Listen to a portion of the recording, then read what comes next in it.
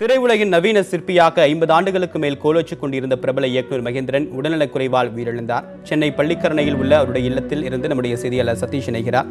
சதீஷ், அவருடைய இறுதிச் சடங்கு எப்போது நடைபெற இருக்கு? பொதுமக்கள் அஞ்சலிக்காக அவருடைய பூதவுடல் வைக்கப்படுமா? முதுபெரும் திரைப்பட இயக்குநர் மகேந்திரன் உடல்நலக்குறைவால் இன்று காலை அவருடைய இல்லத்தில் காலமானார். கடந்த சில நாட்களாக அவருடைய உடல்நிலை கோளாறு ஏற்பட்டதைத் தொடர்ந்து அப்பல்லோ மருத்துவமனையில் சிகிச்சை பெற்று வந்த அவர் சிகிச்சை பலனின்றி இன்று காலை உயிரிழந்தார். அவருடைய உடல் பொதுமக்களுடைய அஞ்சலிக்காக வைக்கப்படும். அதைத் தொடர்ந்து பல்வேறு திரை பிரபலங்கள் அவருடைய உடலுக்கு அஞ்சலி செலுத்தி வருகிறார்கள்.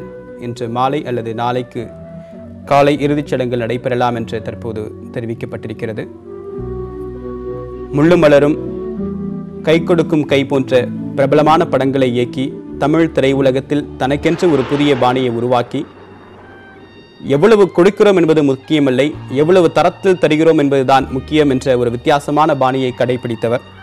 தற்போது நம்முடைய செய்தியாளர் சதீஷ் மீண்டும் இணைப்பில் இணைந்திருக்கிறார். சதீஷ், இறுதிச் சடங்குகள் எப்போது நடைபெற இருக்கு? இது தொடர்பான கூடுதல் விவரங்கள் என்ன?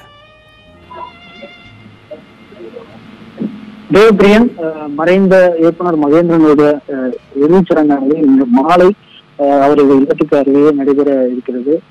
அவரது இல்லத்தில் தான் அவரது உயிரானது தெரிந்திருக்கிறது. அவருக்கு வயது 79.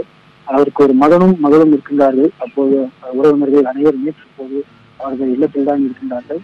தொடர்ச்சியாக தமிழ் பிரதேசத்தைச் சேர்ந்த பல்வேறு நபர்களும் அவருக்கு நேரில் அஞ்சலி செலுத்துவதற்காக அவர்கள் இல்லத்துக்கு வந்து கொண்டிருக்கின்றனர்.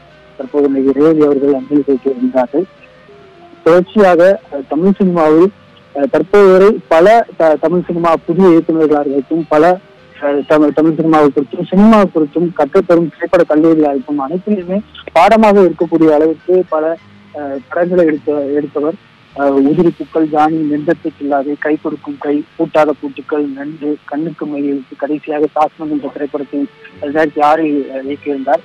அதற்கு பின்பாக நீண்ட இடைவெளிக்கு பின்னால் துறைகளில் நடிகராக தோன்றி தெரியும் இந்த திரைப்படத்தின் நடித்து தற்போது திரைப்பட முறை நடித்திருந்தார்.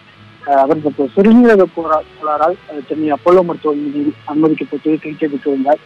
சிகிச்சை பலனளிக்காததாகவும் அவரது வயதின்மையின் காரணமாகவும் இன்று அதிகாலை அவரது இல்லத்திலேயே அவர் உயிர் பிறந்துள்ளது. தற்போது இறுதி அஞ்சலிக்காக அவர் இல்லத்தில் உடல் வைக்கப்பட்டிருந்தது. இன்னும் தொடர்ச்சியாக திரையுலகை சேர்ந்த பல நபர்கள் அவரது உடலுக்கு தற்போது அஞ்சலி செலுத்தி வருகிறார்கள்.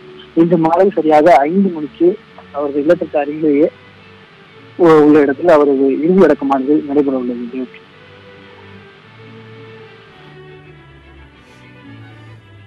சதீஷ், நிறைய திரை தயாரிப்புகள் மூலமாக, திரை படைப்புகள் மூலமாக அழியாத கோலங்களை பலருடைய வாழ்க்கையில் ஏற்படுத்தியவர்.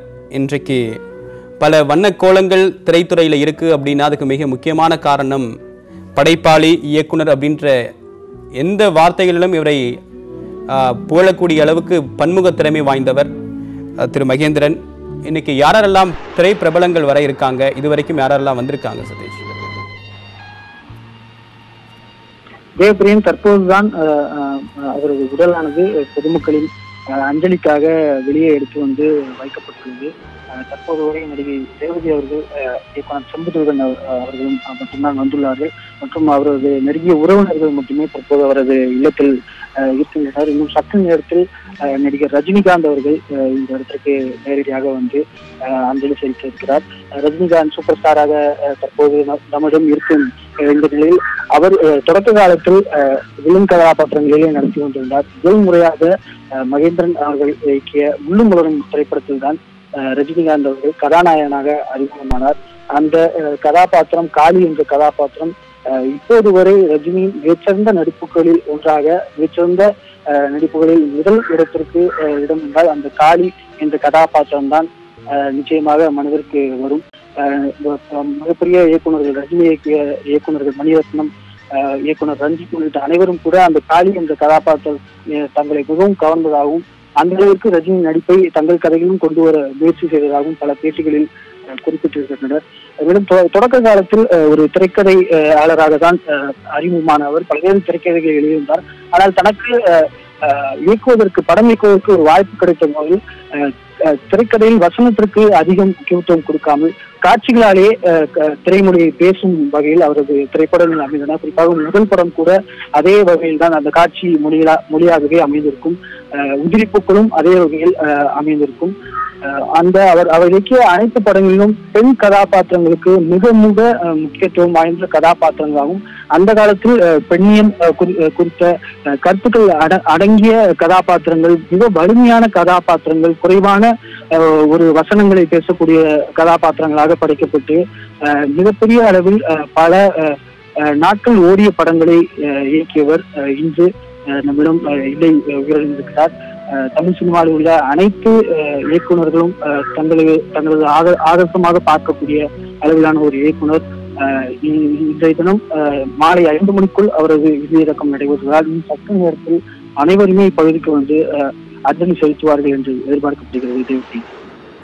நிறைய திரை பிரபலங்கள் அவருடைய படைப்புகளை மேற்கோள் காட்டி தற்போது அஞ்சலி செலுத்தி வருகிறார்கள், அவருக்கு புகழாரத்தை சூட்டி வருகிறார்கள். நீங்க தொடர்ந்து இணைப்பு இருங்க சதீஷ்.